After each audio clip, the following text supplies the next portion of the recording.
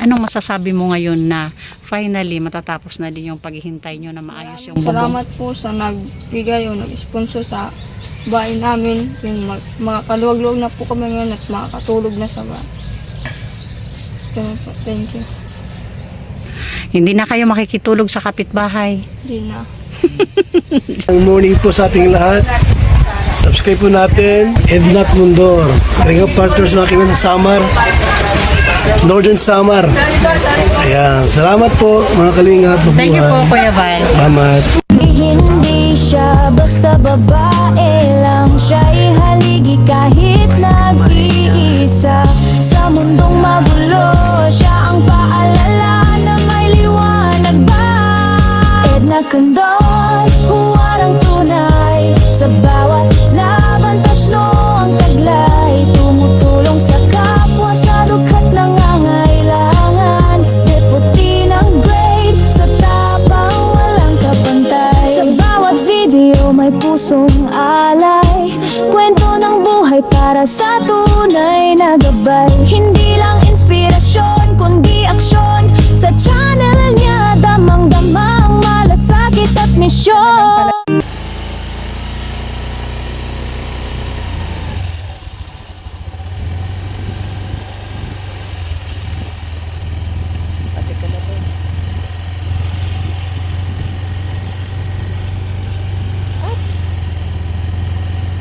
Ang liit lang kasi ng daan, mga kanainays.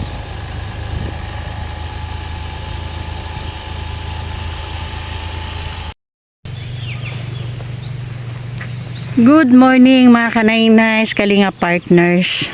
Andito ako sa lugar na ang daming nyug, ang lamig dito mga kanainays.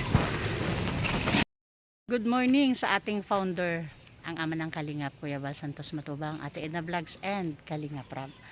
Kasama natin ay Mary Chris, siyempre. Andito tayo ngayon para mag-order ng material na kakailanganan ni tatay.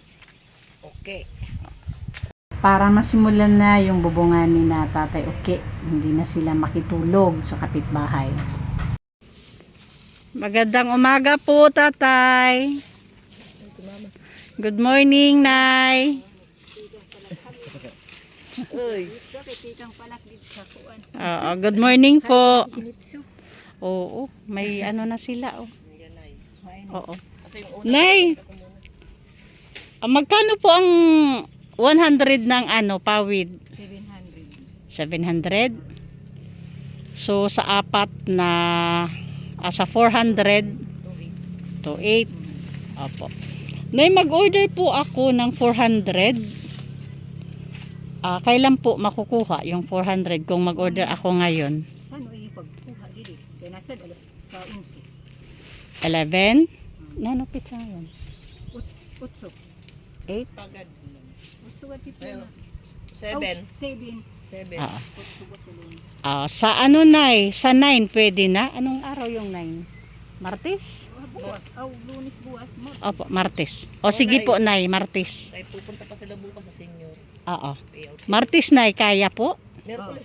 Mga Miyerkules na lang. Merkules po. Sige. Wednesday po. Mga kanainas, kukunin namin, balikan namin yung 400 na pawid. Oo. Sige. Galing ni tatay. Tawid din tayo, Nay.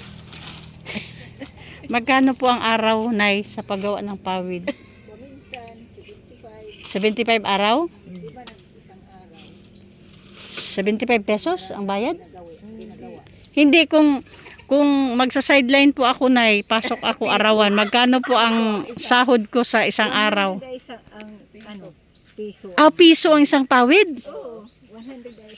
Diyos ko, tas maghapon, 2 pawid lang yung magawa ko. May 2 piso ako, mga kanainays. Maganda din eh, kaysa wala. Kaysa nakatunganga sa bahay. Ano? Yun. Diba? Pero pag tumulong po yung anak niya, dali lang si Nining kay mabilis yun mag-ano, tahi. Galing. Meron na silang gawa dyan. May ano na yan, Nay? Yung mga nagawa na, may ari na yan? Mga sobra 200. Yun na yan. Akala ko may ano na, may ari na iba. Atin na yan. Sige. So, Wednesday, Nay. Umaga, ano. Okay.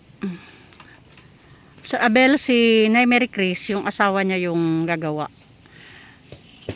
So, paki-explain Nay Mary Chris kung paano ang proseso ng bayaran sa paglagay ng pawid sa bubong. Mas maganda po siguro kung piraso na eh. Kasi, Okay. iba kung 3 pesos bawat isa, Okay. 1-2 lang. ang Papatak babayaran lang ng 1 to sa Opo. 400. Pero pag arawan natin na 400, dalawa sila, 1.6 Mas Mas makakatipid tayo doon sa sa piniraso. piraso. Opo. Ayan, ang ibig sabihin ni Nay Mary Chris, ang pagkabit pala ng pawid dito, 3 pesos bawat isa.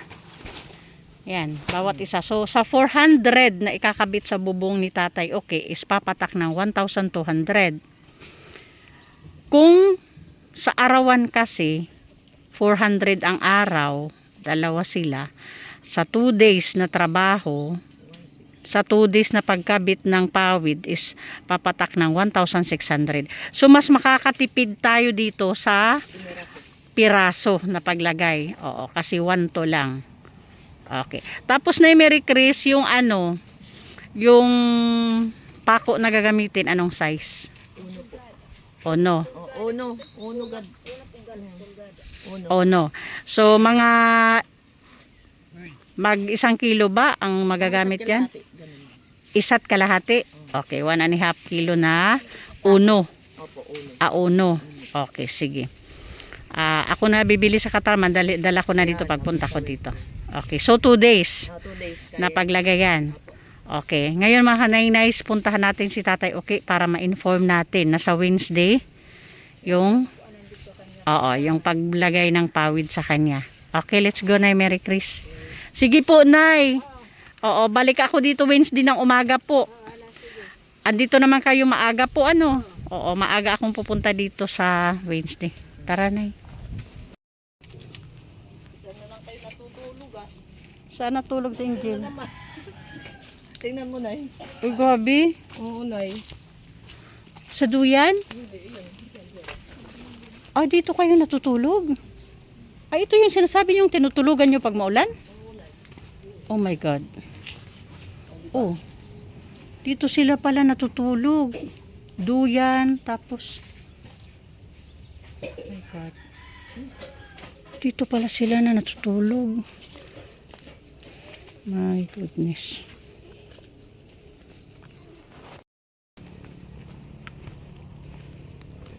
Ayan mga kanay-nice, Kalinga Partners, nandito na tayo sa bahay ni Tatay Okay. Yung beneficiary natin, kung naalala nyo, na nakikitulog sa kapitbahay, dito na tayo para mag-schedule sa pag-ayos ng bubong nila. Good morning Tayo Okay. Angel, good morning.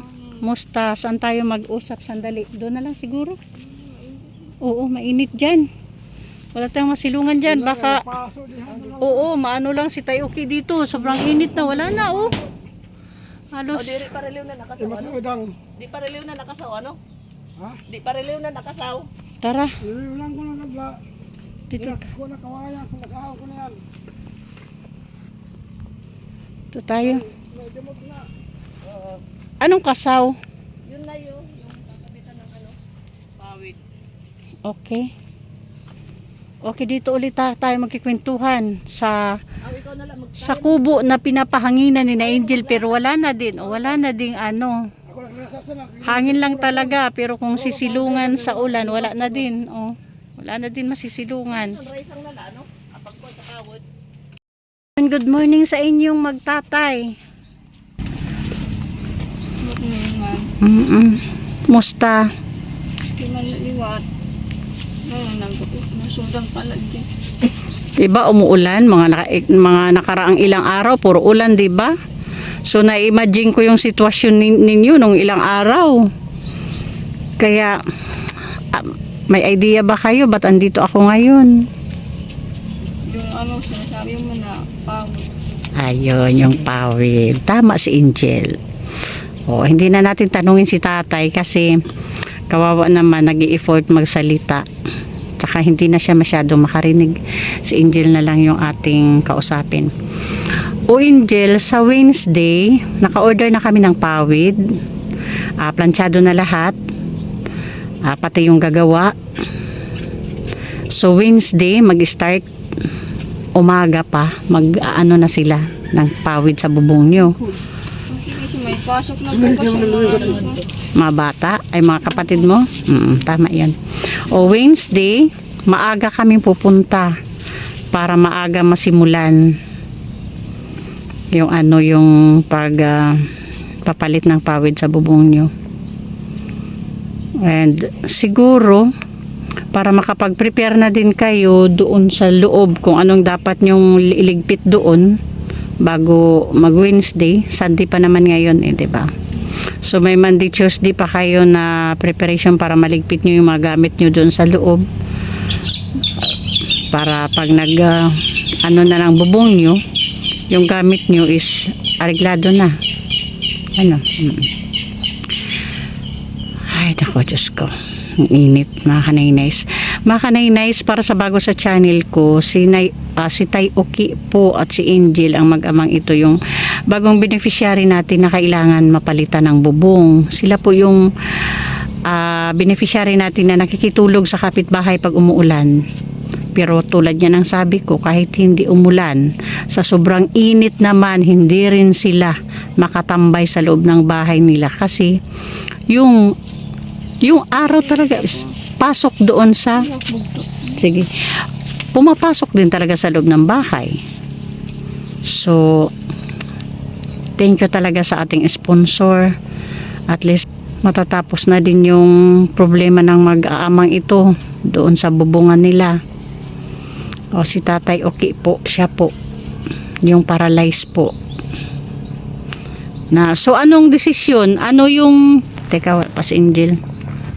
So ayun mga kanay-nice, ang pagkakasabi ni Angel, gusto ng tatay niya si Tay Oki na siya na daw yung magpalit ng pawid, which is hindi pwede kasi sa init pa lang high blood nga siya, na stroke nga diba? Baka ano pa mangyari, malaking problema. Hindi niya kaya, maglakad nga lang dito mahirap na diba, umakyat pa kaya. Hindi pwede. So kumuha tayo ng, may nakausap na akong gagawa, dalawa sila para 2 araw lang yung gawa. Kasi medyo malapad mga kanay-nice, Kalinga Partners, kasi 400 na pawid. So hindi kakayanin sa isang araw. So 2 araw yung usapan namin ng gagawa. So pakyaw na sila. Hindi na kaya yan ni tatay, pag-akyat pa lang hindi na kaya. So ayun lang. So mag-finalize tayo. Yung gagamitin lang pawid, ay kasali natin si Inay Mary Chris kasi siya dito yung in charge pagdating sa material. Pawid, pako, labor na. Okay. So ayun. So 2 days, 'di ba? 2 days? Oo, yung snack daw. Huwag kalilimutan, sabi ni Inay Mary Chris. Kalimutan na lahat, yung snack wag lang. Thank you po sa sponsor talaga. Oh, ayun. So Angel, anong masasabi mo ngayon at sa wakas, ilang buwan na ba kayo ganyan yung bubong nyo? Yung bagyo na dumating mga Mula nung bagyo na, yung itong bagyo na malakas? apat ata na bagyo. Sunod na So, sa tagal na pinagtiisan nyo yung bubong nyo, to the point na nakikitulog na kayo sa kapitbahay, anong masasabi mo ngayon na finally matatapos na din yung paghihintay nyo na maayos yung bubong? Salamat po sa nagbigay o nag-sponsor sa bahay namin. Makakaluwag-luwag na po kami ngayon at makakatulog na sa bahay. Thank you. Ayun mga kanay-nice, ibig sabihin ni Angel, thank you daw talaga sa sponsor. At sa wakas, maayos na din yung bubong nila. Hindi na kayo makikitulog sa kapitbahay. Hindi na. Kaya nga inisip kong i-recommend sila eh. Oo. Anong pakiramdam ngayon, Angel, sa balita na sa Wednesday gagawin na yung bubong nyo? Excited sobra. Excited daw sobra. Ayun, gusto ko lang mag-thank you syempre kay Sir Abel Pinoy. Thank you. At napansin mo ang video ng mag-aamang ito. Salamat. Sis Joanna, thank you din. And syempre sa aming napakabait at may pusong kapitan, ang aming barangay captain. Nakita niya sa Facebook ito. Kaya siya mismo yung tumawag sa akin. Yeah. Barangay Captain Alvin Misario, ang kapitan namin sa aming barangay Mabulo. I'm proud of you, Kap. Siya talagang tumawag sa akin na makita kayo sa Facebook. At sumali siya bilang sponsor sa pamilyang ito. Thank you, Kap. Thank you, Kap. Ano masabi mo kay Kap? Salamat, Kap, sa Oh. tulong na binigay mo sa amin. Thank you po. Siyempre kay Sir Abel Pinoy. Sir Abel Pinoy. Sir Abel Pena din po, maraming salamat. At God bless po sa inyo. Okay. Tatay! Ayokong kausapin si tatay kasi parang sinisigawan ko eh. Anong pakiramdam mo ngayon at maayos na yung bubong mo? Hindi maganda na siguro. Maganda na siguro. Nagliwanag mukha ni tatay. Hindi na mapapasa eh. Hindi na kayo makikitulog sa kapitbahay. Hindi siya na. Ako dyan lang ako natulog sa akin. Dyan ka lang sa gilid. Yung may ano pa doon space na ano. Basa din. Umiwas lang ako baka umulan. Ay, kayong mga bata na Minsan talagang inaano niya doon. Minsan umulan lang malakas yung gabi. Oh. Sinipon ako dahil basa ang ulo ko. Di ba? So ngayon hindi na. Tuloy. So anong masasabi mo sa mga sponsor na sa wakas matatapos na din yung problema ng Salamat bubong? po sa mga laking tulong. Walang hampay na magtulong sa akin. Ayun mga. Lalo po munlad para Yan. ganyan lang muna ang buhay natin eh. Naiyak ako kay tatay eh. Kaya lang. Pasalamat ko kung makapagtrabaho na ako, may malo sa akin magpatrabaho. Baka hindi man na rin ako doon. May mga sasakyan po kayo nga, ipalatiro. Yun ang trabaho ko. Kaya tatay magpagaling ka ha. Para makabalik ka sa trabaho. Pag-repair ng mga kahalang sasakyan. Yan Hindi ay sa may pambuhan, amo ko sa bus ng Alci, Sausing. sa LG. Yan ay pag matapos Yan ang naging yung amo ko yan. dadalhin ko siya sa Scholastica. So tatay, anong pakiramdam mo ngayon? Masaya ka ba? At okay na yung bubong mo? Kaya maging masaya na rin ako sana. Okay, sa Miyerkules gagawin na yung bubong mo. Ha? Kasi Miyerkules makukuha yung pawid na 400 pieces. Ha? So Wednesday maaga pa, aayusin na yung bubong mo. Okay. Ayun mga kanainays ha, hindi ko sinisigawan si tatay ha. Kailangan lang lakasan ko yung boses ko kasi hindi na makarinig si tatay. Kaya nga si Angel yung kinakausap natin.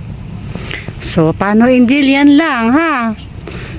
Yan lang pinunta ko dito, at least makaprepare kayo para kung ano yung dapat iligpit nyo na mga gamit dyan, maligpit nyo na para pagdating ng Wednesday, umaga pa lang makapagsimula na sila doon mag-ayos ng bubong nyo. Ano? Salamat. Okay. Liwanag ng mukha ni Angel, oh. Si tatay. Doon lang pala si tatay talaga nag-ano, sinipon daw siya nung umulan kasi basa yung buhok ay ulo niya. Ayun mga kanainays. God bless sa ating mga sponsor at sana madami pa silang matulungan na pamilyang katulad nito na mag-aamang ito. Tapos na Merry Chris, sa Wednesday ng umaga, mauna na kayo dito. Para mas maaga, mabaklas na nila yung lumang pawid. Tapos ako naman, maaga din ako pupunta dito kasi dala ko yung pako. Oo. So habang nasa biyahe ako, nagbabaklas na sila ng pawid dyan. Tama lang, pagdating ko, maglagay na sila ng bago kasi dala ko yung pako. So magkano yung ulit na Merry Chris yung kakailanganin natin para sa bayad sa paghakot ng pawid? Bali 480 na lang po itong lahat. 480? Sino ba ang maghakot niya na Merry Chris? Yung ano ko po doon, yung mga backrider. Backrider? Oo. Bali motor yan, backrider. Sige. Ayan.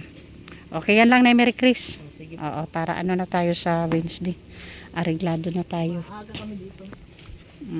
Pag natapos na yung pawid sa March. Ayun mga kanainais, Kalinga Partners, pasupport po sa ating founder, ang ama ng Kalingap, Kuya Bal Santos Matubang, Ate Edna Vlogs and Kalinga Prab.